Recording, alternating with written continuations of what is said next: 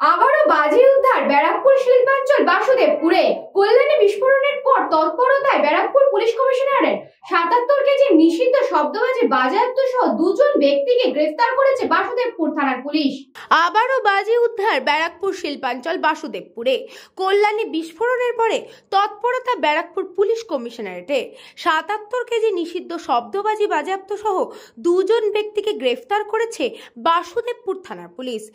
এদিন রাতে বাসুদেবপুর থানা ঘোষপাড়া এলাকায় আচমকা রেড করে হাতে নাতে ধরে হাসান সর্দার নামে একজন ব্যক্তিকে।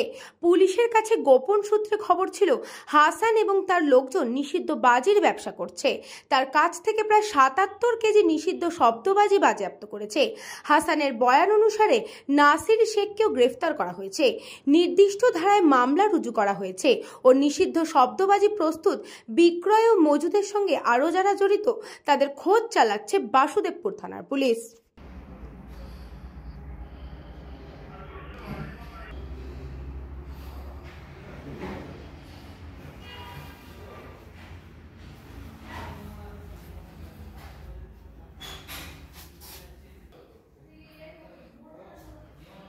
নিউজ বঙ্গ টাইম।